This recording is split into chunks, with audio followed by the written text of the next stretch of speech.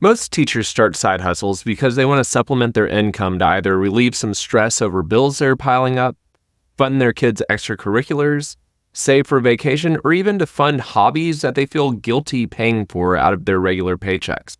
Others, however, launch side hustles as part of an exit strategy.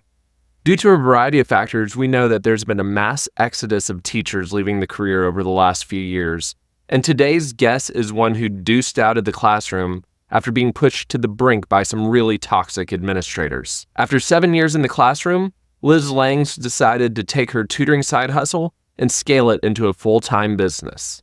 On today's episode, Liz shares her story and talks the ins and outs of growing a side hustle into a full-time career. So let's get to it. This is After School Empire, the podcast that helps teachers like you make extra money by launching and growing their own income-generating side hustles. My name is Tony Neely. I'm a veteran teacher and a lifelong serial side hustler. Through one-on-one coaching and leading school-wide professional development workshops, I've helped many teachers launch their side hustles. And now, it's your turn. So grab a notebook and your favorite pen, because today is the day we start building your After School Empire. Hey folks, welcome to another episode of After School Empire. As always, I'm your host, Tony Neely, and with us today is Liz Langs of Traveling Tutors of Chattanooga. Liz, how are you doing today? I'm doing well. How are you? I am wonderful. I was just sharing with you that I was out working on our pool. We went to the beach for a few days, and while we were there, my pool decided to turn green. And I had to shock the ever-living poopy out of it today, which involved me getting out there and scrubbing and vacuuming and all that fun stuff, which it's like 96 degrees out already. Yeah. So fun for the whole family. Yeah, we have a pool and they're awesome, but they are finicky. It is a lot of work. Like I tell my friends all the time when they're like, hey, I think I'm going to put in a pool. I'm like, don't, just get a kiddie pool or something. Go to someone else's. Yeah. So Liz, tell us a little bit about your background as a teacher. Yes. So out of college, I went to Michigan State University, and out of college, it was a time when this was 2009. And at the time, there were not many teaching jobs because they were actually doing a buyout in Michigan because so many teachers were at retirement age. So they were making the most money that they were ever going to. And so they weren't leaving. So when I graduated, there were no local jobs. So I ended up taking a job in North Carolina that was one of many hot spots at the time. And I taught first grade there. I was just outside of Fayetteville, which is a military town. So I had it made there. I taught first grade, and because being so close to a base, we had a lot of government funding. So I had a full-time assistant, and I usually had about 18 students because it was military, so there was a lot of coming and going. And then from there, I moved back to Michigan for a little bit. I taught kindergarten in an only kindergarten building, which was super cool. There were 10 of us that all taught the same grade level. So we had a lot of support and a lot of collaboration. And then I moved. I've moved a lot, as you can see. Then I moved here to Chattanooga, and I taught 1 year, and I taught fifth grade. So all elementary, and in total, I taught for 7 years. Gotcha. And so at what point during those 7 years do you realize I need a side hustle? The first couple years, I was just kind of getting a feel for things, getting comfortable in the classroom. I was tutoring some students after school, but I was doing it for free. Really, when I moved from Michigan to here in Chattanooga, I took a pay cut. The pay was higher there. And so I don't exactly remember. It was probably like 10 grand. So it was pretty significant. And I started realizing that I could give some time. I didn't feel like I had enough energy to give a ton, but I could give some of my time after school for tutoring and nannying. And so I started doing that when I was here in Tennessee. Gotcha. So essentially, when you move, you take about a 10K cut and you realize you need to do something to supplement that loss. Yep.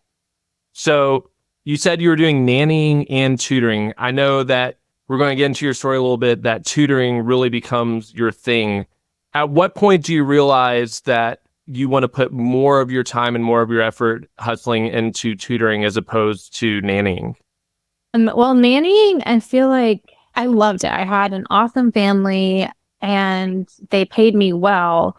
But I think with nannying, the lines can kind of get blurred. And what I mean is like you're nannying, but then you kind of can turn into an assistant and you can turn into homework helper. And so you have all these extra jobs on top of taking care of the children that it just felt like it was kind of hard for me to manage expectations of here's the things that I'm willing to do for what you're paying for me to do. But then on top of that, preparing a meal, like I said, helping with homework, you tend to take on a lot more roles and it's just kind of happens naturally. And then you're like, oh, shoot, but I'm not making any more for doing all these additional things. So it's kind of like being a teacher. Yeah. Do all these extra things for no extra pay. Absolutely. Yeah. Hey there, we'll get right back to the episode, but I want to take a moment to ask you to answer one question. Are you a person who achieves their goals or one who gives up on their goals? Most of us, if we're being really, really honest, tend to abandon our goals. Don't believe me? Do a self-check of how many New Year's resolutions you've kept. Ouch, did that hurt? The truth is, most of us don't stop pursuing our goals because our hearts are in the wrong place, but rather because we're awful at verbalizing what we truly want to achieve. Having a well-defined goal is the foundation to achieving success. For that reason, I put together a free workshop called Goal Setting for Teacher Hustlers. In this workshop, you'll learn how to apply the SMART goal framework to your side hustle and get some tips to avoid setting yourself up for failure. This course is 100% free and there are no upsells. I just wanted to give you a resource that can help you start your side hustle pursuits on the right foot. To register, just go to www.afterschoolempire.com/goals. Again, that's afterschoolempire.com/goals. Do yourself a favor and check it out. Now back to the show.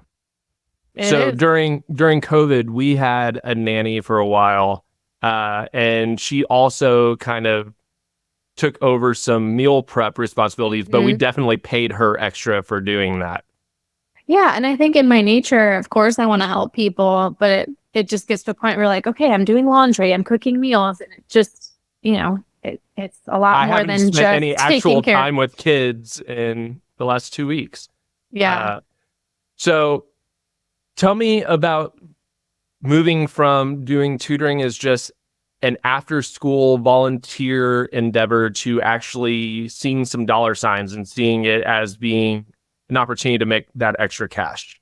Yeah. Well, first of all, the backstory is my year teaching here in Chattanooga, I had a really, really toxic work environment.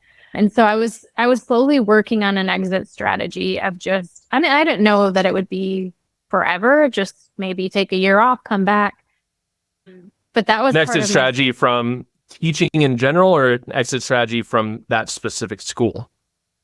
At the time, teaching. Like I just felt like I needed some sort of break, either temporary or permanent. And I wasn't sure, but I knew that in order to do that, I needed to have a good amount of savings to kind of have, a cushion that if I was in between jobs, I would feel a little bit more secure. So I did start tutoring on the side after school, weekends a little bit, just to get myself feeling comfortable that if I took this year off, I would have something to kind of fall back on if I needed to. I knew I was going to get paid through that summer. So I had a decent amount of a cushion, but I just wanted to be financially smart about it. So I started tutoring on the side and I was just posting on social media like, hey, I'm a teacher. I'm looking for some clients. I would take on one and then it would turn into two.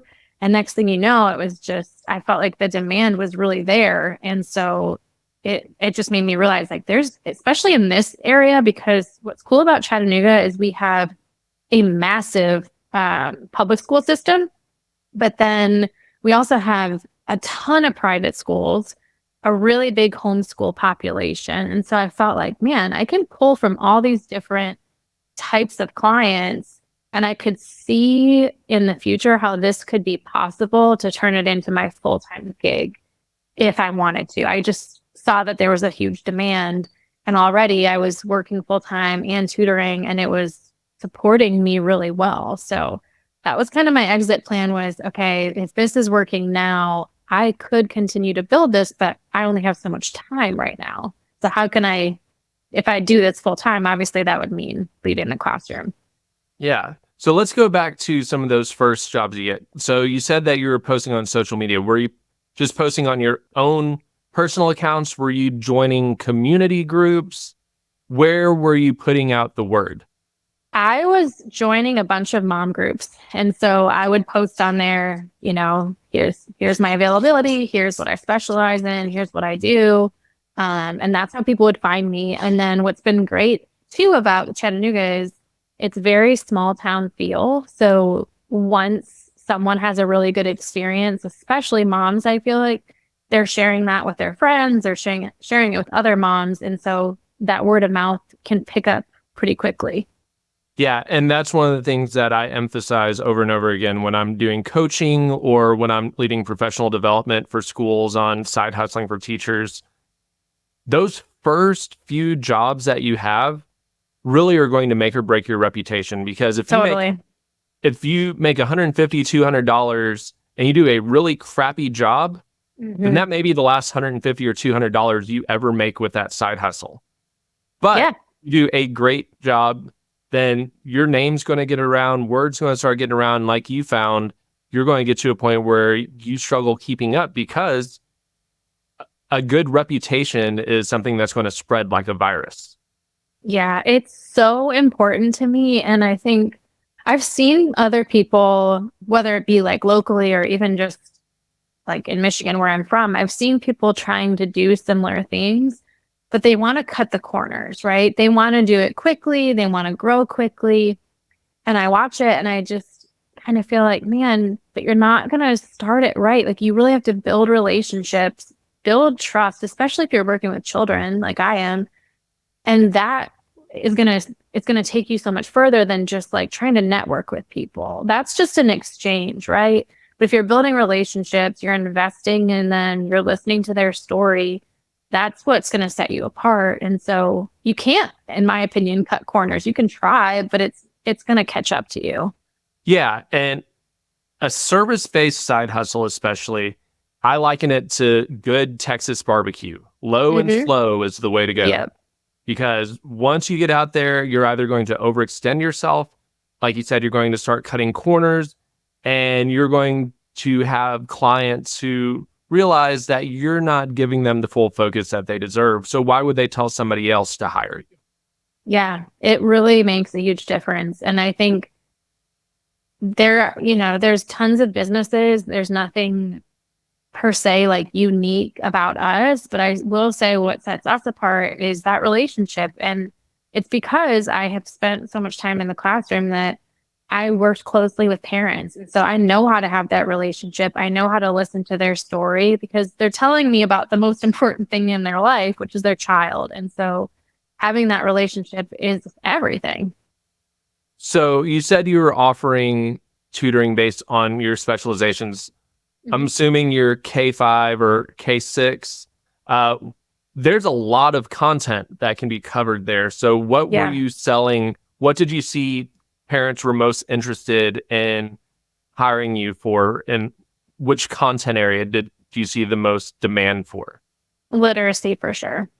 What's cool about tutoring is math. I would not have said in the past is a strength of mine. Like I really struggled growing up with math. It was really hard for me, but I've been doing it for so long now that really I feel pretty comfortable. K-8, even like algebra 1, I feel pretty good about, but that's because I've been tutoring a lot of middle schoolers too. So I was certified K-6 language arts.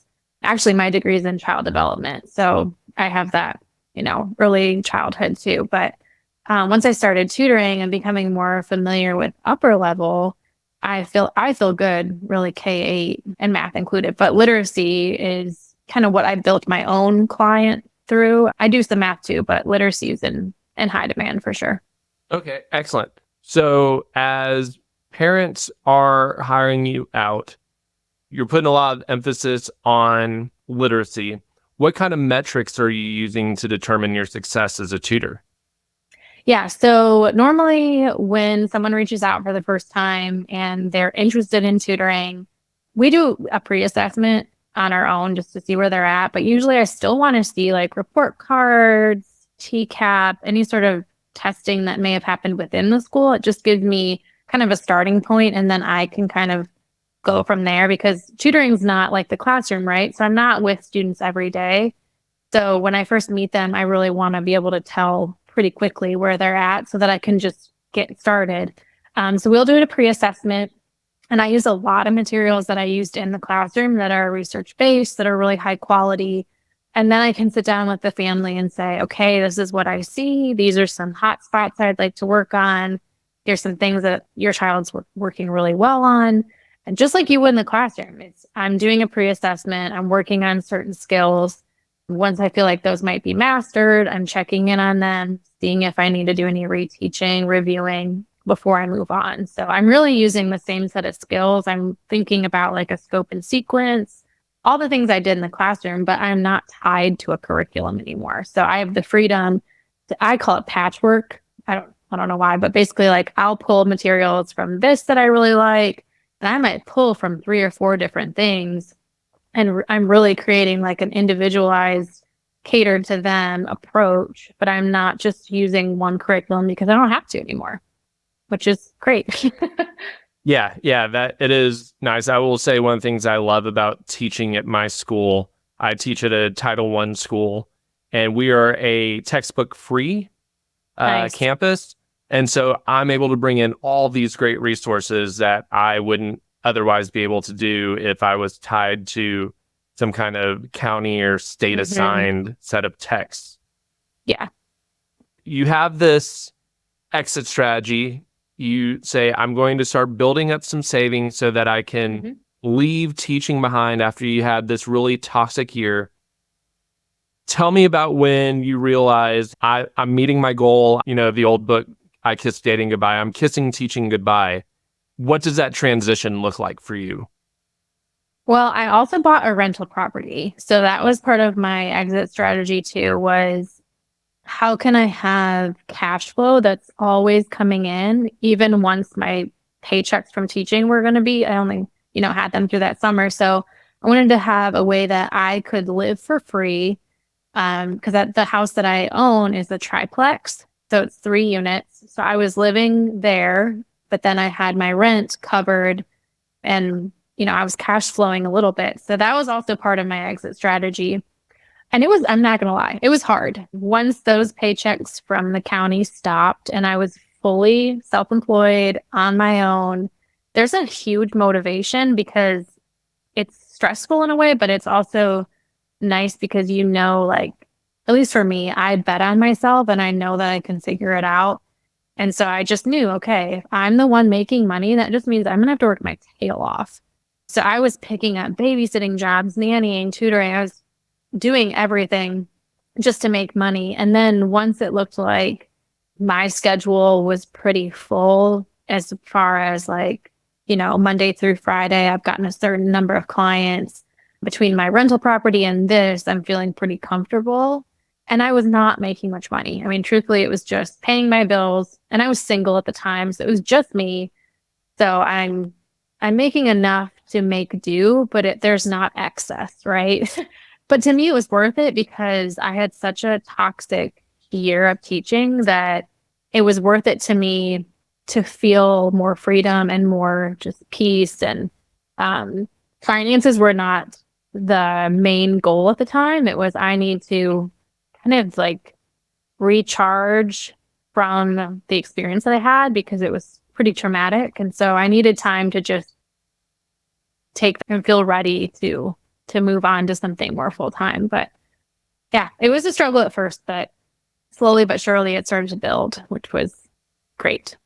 Okay, so let's talk about that build. What do you think was the turning point for you that allowed your tutoring side hustle to really start becoming a legit tutoring business? Yeah, that was not a plan. I will just say I didn't sit down and say I wanted to lead a team, which I am. That was not the goal. The goal was me making enough money to survive. But the turning point for sure was actually, it was one of my clients' ideas. I was at her house one day and I was just telling her that, I'm getting all these clients, it's going really well, but people are reaching out asking me about geometry. And that's not my strength. It's not even close to my strength. And so at the time I was turning them away because I didn't know what else to do. And she was like, well, why don't you hire someone who does have that experience? Like hire them as an independent contractor and then they can do it. And you can kind of build a team who have different expertise than you. And it was like that light bulb moment, right? Where you're just thinking like, man, why did I not think of that? So that's how I did it. I hired my first tutor who's actually still with me. He's amazing. And he's a high school math person. And so whenever those clients would come up, instead of turning them away, I had someone who could work with them. So that was really the turning point, was starting to build a team where I'm hiring them to do something that they're really good at, that I feel like I can totally trust them. And my team is incredible. And so I feel confident that I can hand over clients to them and they'll be treated well. But also I'm making some money off of their time, because owning a business, you have a lot of expenses. And so I would charge charge the client, pay my tutor, and then I would take a small portion of that. So then I was cash flowing time that I wasn't even spending with clients. And that was the huge turning point for sure, was having that structure in place. I'm sure Pat Flynn, if you're familiar with Pat Flynn of Smart Passive Income, he's probably sitting back clapping right now, because that's the goal. That's the dream, is get to a point where you're not having to trade your time for pay. That's every, side hustling book, every entrepreneurship book. That's the ultimate goal, is get to a point where you're cash flowing without having to actually dedicate your full time to getting that cash flow. Yeah. So it starts with you. You end up bringing on one. Share with our audience, how many tutors do you have working for your company now? Well, COVID was huge for us. So not 2020. 2020 was still, pretty rough. But 2021, that summer before, I was in Michigan. And that was the year where parents had to declare what they were at least doing for the semester. So they had to say, at least here in Chattanooga, they had to say, I'm doing virtual school, I'm doing Hamilton, what do they call it? Hamilton County at home, or I'm doing the, the hybrid where you went to school a couple days and you were home. And so I was having parents call me like crazy, like trying to make this decision of what do we do? And so a ton of people reached out wanting support for virtual learning. Like, hey, I'm working from home too. I can't sit with my 6-year-old and get them online. It was just really, really tough. And so that summer, that month, I think I hired like 8 people because people were just desperate for help. So that catapulted us. So that was a huge growth.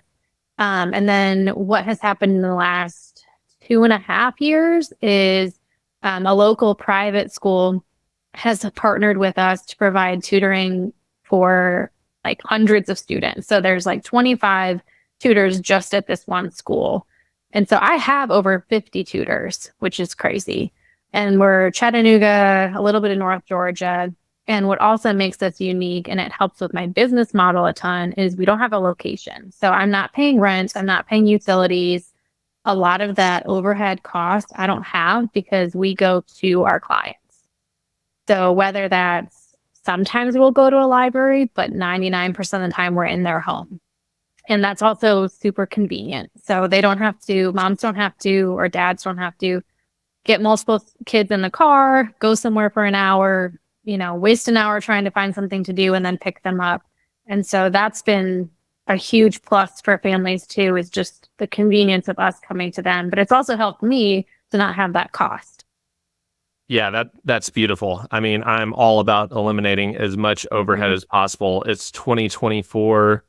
There isn't a need for most side hustles to have a brick and mortar.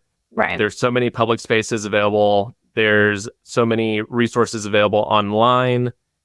Any kind of, utility bill or lease that you can do away with. I mean, that's just money in your pocket. Yep. Families love that, right? That we don't have a location. It's just the convenience part is huge. So tell us a little bit more about your business model. Tell us how you are making cash, because I'm assuming you're probably still doing some tutoring, or are you not doing tutoring anymore? Or are you primarily just getting pay off of your tutors? I still have clients. Every year I tell myself I'm going to have less and less, and that just doesn't happen.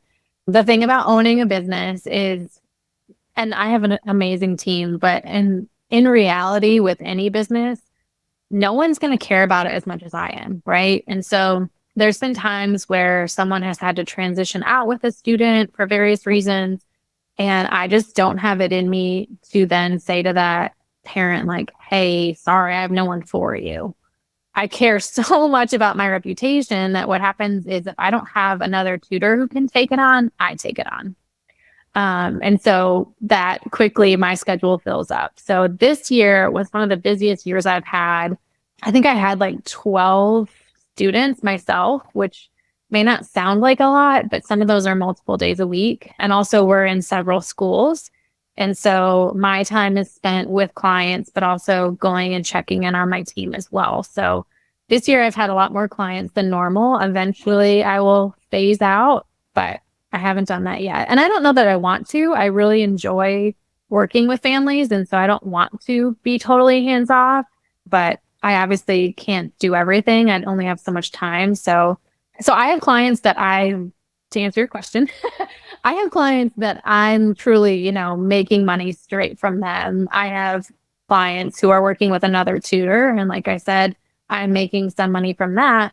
But then I've also been pursuing schools because especially out of COVID, there has been a ton of funding available. So that funding has to be budgeted in some way. And a lot of that funding was specifically set aside for, I think they called it learning loss, and it could be used for tutoring. So we have partnered with, like I said, a couple of schools. And then I actually just recently started partnering with Hamilton County Schools. They have funding for students that are in their FIT program. It's Families in Transition. So it's students who are either homeless or in between housing. And so that has been my huge pursuit right now, is scaling wise, instead of working one-on-one with clients, which I love, but there's also opportunities to partner with schools and have more of a bigger picture. So there's a lot of opportunity here, and I'm just pursuing what's available. Absolutely. Let's talk about working with families. Mm-hmm. Is it a set hourly rate, or are they buying into a set number of sessions? Is it a monthly subscription? What does that look like? Yeah, I'm pretty lax about it, which I think actually is beneficial for us. I don't have clients sign a contract, and some people might feel like that's not wise, but because it's so relationally built, I just have really open conversations with clients. And if we are doing our job well, we're not meant to have a student all year or 2 years, right? The goal is for them to transition out.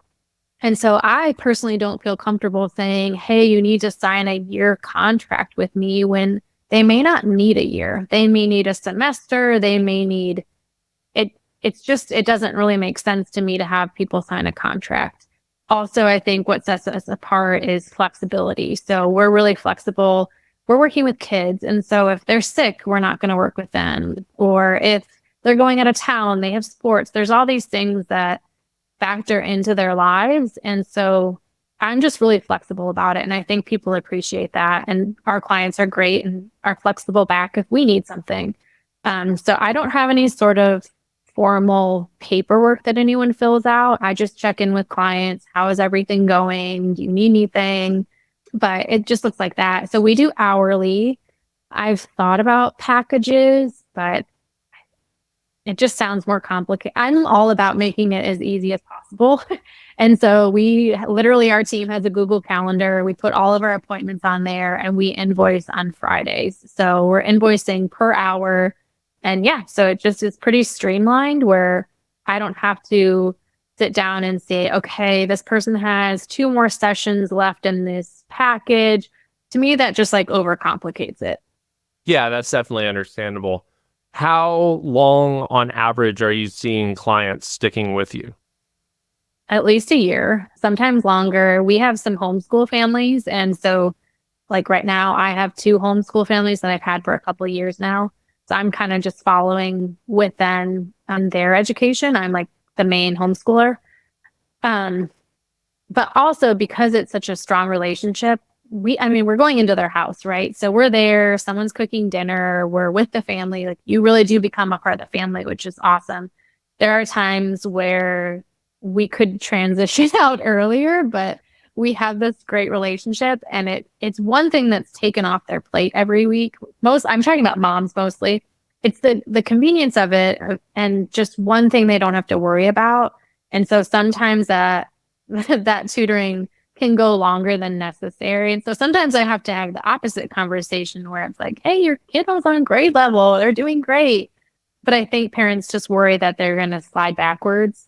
And so they tend to kind of stay on for a while. But like, for example, right now, if they're starting in the summer, 99% of the time, they're going to continue all next school year, if not longer. So they're pretty dedicated once they start to see that progress and their child's confidence and the improvement that they're seeing, they stick with us for quite a while. So if you're working with a homeschooling family that has multiple children, is it still your flat rate or is it a per student hourly rate? That doesn't happen very often. You would think it would happen more than it does. Funnily enough, when I started working for myself, I thought homeschoolers were going to be my main client. I really saw what I thought, ironically, it turned out not to work out, but I thought there was a need for homeschool families who, because we have so many and out of COVID, there's even more. And I think more and more people are pursuing that. I thought that there was a need for someone to be kind of a consultant to help families choose, because it's overwhelming to start homeschooling if you've never done anything before. How do you choose curriculum? How do you set up a schedule? What does your day look like? How do you know if your child's on track? There's just a lot that you have to figure out on your own. And so those families usually rely on each other. So they're talking to other parents, they're looking at co-ops. So I thought that was going to be my main client, and it turns out that it's not. So we do have some homeschool families, but usually it's just one student. In the past, I have homeschooled like the entire family, like 3 boys, and I don't charge them more. I totally could, but sometimes it's just that relationship is almost, to me, it's more important than, okay, I can make $5 more. I can make $10 more. That relationship sometimes is worth more. Let's talk about marketing. I know you said you started out just social media posts, joining some mom groups. You've grown from individual Liz doing tutoring to now having Traveling Tutors of Chattanooga with up to 50 tutors working underneath you. What's your marketing look like now? The same. So not buying any ads or? I have something I do every year, like around New Year's, is I audit my calendar. And so I literally have like a physical copy and I look through it and I look at what was worth my time, what like produced clients, and what am I not interested in anymore. And I used to do some vending opportunities where I would have a table, like I'd go to a spring festival or something, have a table, and it sounds great, but you're paying, let's say, $100 to be there. And then one time, this was kind of my aha moment. I was at this fall festival, I think. And I set up my table beautifully. I had all this paperwork ready and I was next to a bounce house. And so I'm like, no one is going to stop at my table when there's face painting and a bounce house. People are not stopping to talk to me about tutoring. I think one person stopped. And so it was just kind of my moment of like, all right, that's not working for me. So I've done that. Hasn't really been beneficial. It's great to do. You make connections, but to me, is it producing clients? That's the end goal. And if it's not doing that, then I can have that time back, right? So I've done that. I've done some formal marketing, like buying ads in local magazines or newspapers or whatever. And the same thing is great exposure, but it's not producing the client. And I know it's not because we have a Google form that we send to potential clients and it asks how they find us. And it's never saying that. It's saying Facebook or a friend. And so I really just have built my social media where I'm consistently posting. I have an awesome social media guy who helps me. And so social media has been the big thing. We've also won Best of the Best a few years. And so that is huge exposure. It's a really big deal here in Chattanooga. I don't know if you've ever seen, like, usually at businesses, it's like this little sticker that says Best of the Best, and it just acknowledges that people voted for you.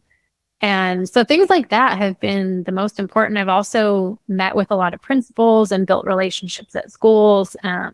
So it's all relationally based.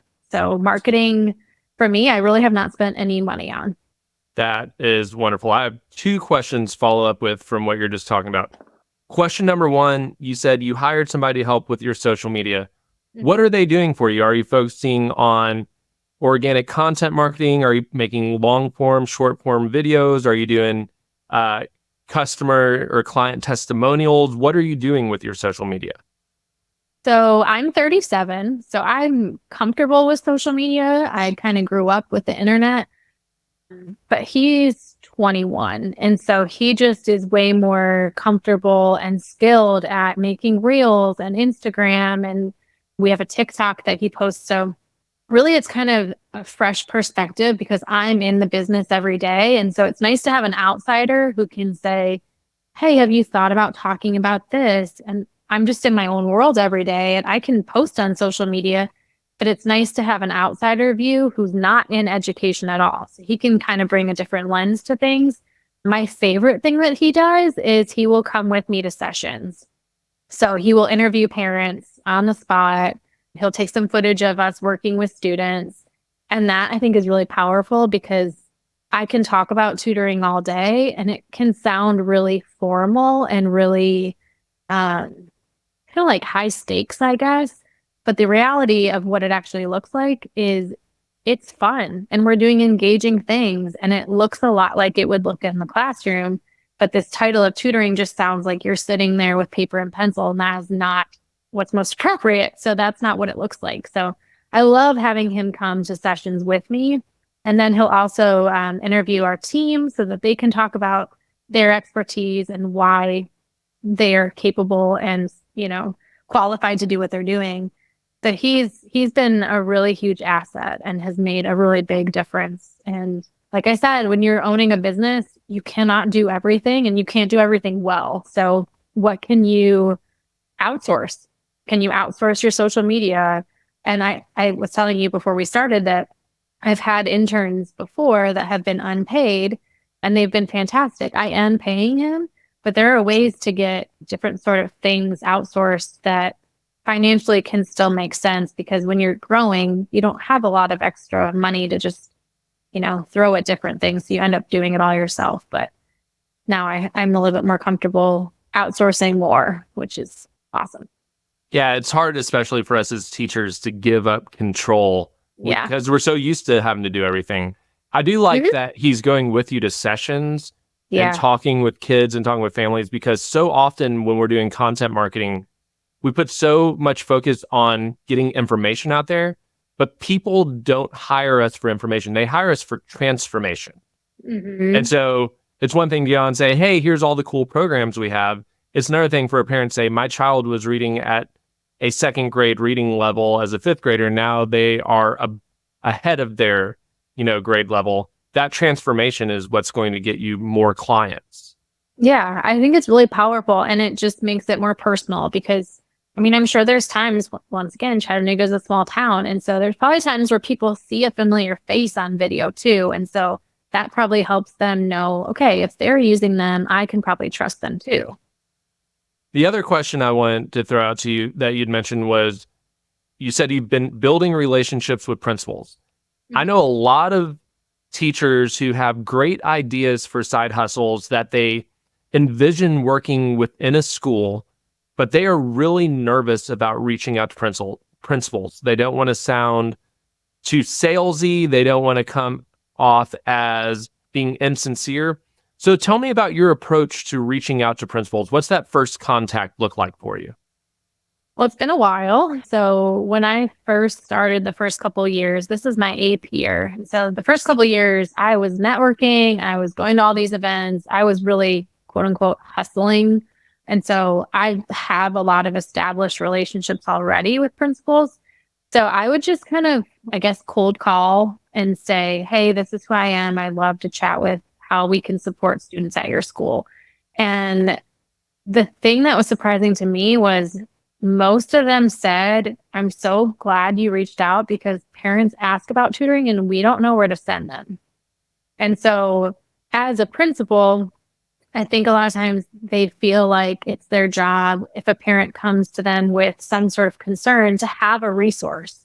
And so if you don't have a resource, it can probably feel like, gosh, I don't know how to help this family. So I was really well received. And I just firmly believe that if I could kind of get my foot in the door physically and meet them in person, that could be a relationship that could start. And it's really paid off. And so I just have followed a lot of opportunities. So if there's an opportunity for me dropping off flyers at a school, then I'm doing that. And I'm talking to the people at the front desk and I'm getting to know them and I'm just being a familiar face. And also I volunteer a lot at schools, not as much as I would like to, but that used to be me, right? So if I can give back some of my time, like I will go during teacher appreciation and I've done recess duty. I've gone to after school events. I've gone to before school events, like in the fall, getting ready for school. So giving back my time too, I think has been a way to prove myself to these schools that you can trust me. You can trust me as a resource to families because I'm here with you. I know what it's like. And I've been that person. I've been in this field. So when you say cold calling them, is it literally a call or are you sending out a feeler email first to say, hey, if you want to talk more, then let's schedule a call? I email. That way I can prepare what I want to say and I can think through it. And I think the teacher and me just, not that I need to document like I used to, but I like the paper trail of communication still. I think that's just ingrained in me. So email is, and then they can get, I'm bottom of the totem pole, right? They are worried about teachers and parents and students. And so an outsider, I'm not even top of mind. So an email, I feel like they can get back to me or I can circle back and follow up with them. And a phone call, they may not be able to just answer and talk to me. I just know how busy they are. I actually follow the exact same approach because when you call somebody or you show up, it kind of puts them on the spot. Mm-hmm. And you're like, here's my service. You want it? And they're like, I don't know you from Adam. But Right. when you email them and you offer them the opportunity to schedule a call, or to schedule a meeting, Mm-hmm. that puts the ball in their court. And that allows them to feel like they have some autonomy. And you're not just a salesman saying, buy my stuff, buy my stuff, buy my stuff. You're saying, here's what I have available. If you would like to talk more about it, let's schedule a call. And I've found that not only principals, but pretty much anybody in the side hustle world really, really appreciates it when you give them the autonomy when you're doing a cold contact like that. Yeah. And people are busy. And so sometimes I will have people who won't respond at all, but maybe the second time I kind of check in and then I'll hear back. And I don't take it personally. I don't think it has anything to do with me. It's just they're busy. And so they're getting back to me when they can. And sometimes that takes a few times. And that's okay. Yeah, absolutely. So when you launched this, you were a teacher that had a really toxic year. You start in side hustling. It starts growing really, really well. You have up to 50 people underneath you. You're still growing now. Have you gotten to the point where you're replacing your teacher salary? Oh, yeah. When did I replace it? Probably pre-COVID, once COVID So hit. before the explosion of your business, you were already replacing it. Yeah. So no chances of going back to the classroom? No, what's been really awesome is this job is not perfect, but I don't have much stress. My stress is more so like being a leader and sometimes things that come with that. But I truly 100% love it. And I'm doing all the things I did as a teacher, but in a different way. Like I'm still connecting with students. I'm still building relationships. I'm still using my skill set. But I also, like this morning, I had a student who is 5 and I'm homeschooling her. this afternoon, I have two brothers that are 5th grade and 3rd grade. And so I also get that wide range of grade levels, and I get to do math sometimes, literacy sometimes. I'm working with a couple preschoolers. And so I love the flexibility of that, and my schedule I get to make myself, but I'm I'm in a really good spot where I don't have a lot of job stress, and I'm staying busy, and I'm feeling fulfilled, and I'm also in schools pretty often. And so I still get to feel that camaraderie of being in a building and having colleagues, but then I get to leave. And I'm prepping and I'm planning for students, but it's taking maybe an hour of my time every week compared to hours and hours and hours. And so I'm just really getting all the best parts of teaching, and I don't have a lot of stress. It's not perfect, but I don't have a lot of stress that comes with it. So it would be very hard to convince me I would be a stronger teacher, because now I'm seeing what parents are feeling like, and I think I would do a much better job, but I would be a terrible employee. I think my threshold for things would be very low. But yeah, I'm just feel totally fulfilled in what I'm doing now, and I feel like I'm making a difference, and it just looks a little bit different than it used to. So if a teacher's listening to this and they're thinking, hey, I might like to start a side hustle with tutoring, what would be some advice you'd give them from somebody who started as just an individual and now has exploded to having 50 people working for you? What advice would you give to a teacher? Well, I think it goes back to like building it slowly. So when I first started tutoring, one of the things I was really unsure about, because I was a teacher and I obviously wasn't making a lot of money, I wasn't sure how to price myself. And so I was kind of asking other people or just Googling it, trying to see what's normal. So I started my rate, I think at like 30 an hour. I don't even remember. And I would slowly start to build that up. And that was hard for me because I just felt like, can I justify someone paying this much for my service? And now I feel totally comfortable with that because we have a great reputation.